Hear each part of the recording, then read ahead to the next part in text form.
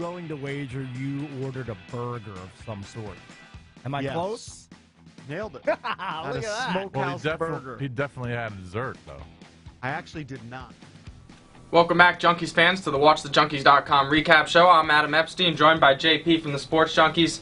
You know, a lot going on with the show today. Dan Steinberg coming on. He's at training camp, and he gave us a lot of good insight with the Redskins. He did give us some insight, although I think that he's had it with being at training camp all these days, and the story remains the same, inconsistency at the quarterback spot, so we got into that. Well, he's not liking it at training camp, but he did post a couple pictures on Twitter of the food, so he is liking the food in Richmond. That's good. D'Angelo Hall said, he said, basically every coach says the same stuff. It's just how they actually deliver the message. And then he started comparing Joe Barry to Drake, and he was saying, it's not like Drake's lyrics are that great, but his delivery makes all these platinum hits. So I think that I have my first person in world history who's compared Joe Barry to Drake. And then Paul Feinberg, Just keep going. Keep going. Just go. Paul Feinbaum. He's from the SEC Network, ESPN. Paul. I got This is take Paul. 2, by the way, because I called him John the first time. He didn't get the last name. All right, hold so on. he came on, we talk college hoops. You got to leave this in. No, leave this into the Watch the Junkies recap. So, this is too goofy.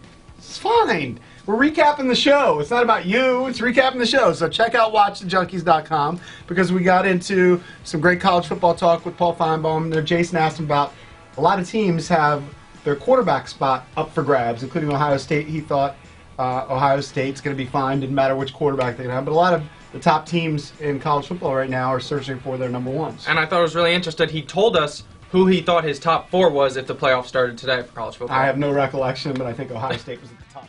It's obviously very early, but give me, where are we, on August 6th? Give me your 4 playoff teams for college football playoff. Well, I mean, Ohio State's in a league of their own, and I really think TCU is as well. I mean, they play a Big 12 schedule, but the biggest game of the year is Baylor at home. After that, I really think it's fairly tricky, but I like SC. I know they have to go to Notre Dame at the end of the year, but that's okay. I'll take my chances against Brian Kelly.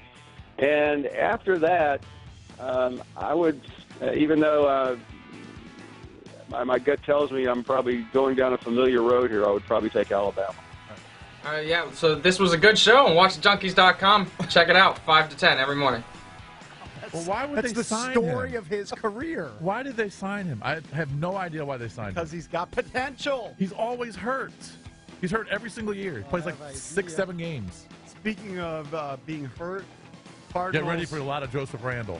lose Michael Floyd for 6 weeks, the wide receiver. Broke 3 fingers on his left hand. That'll sting. So the timing, though, does get him back right around week 1.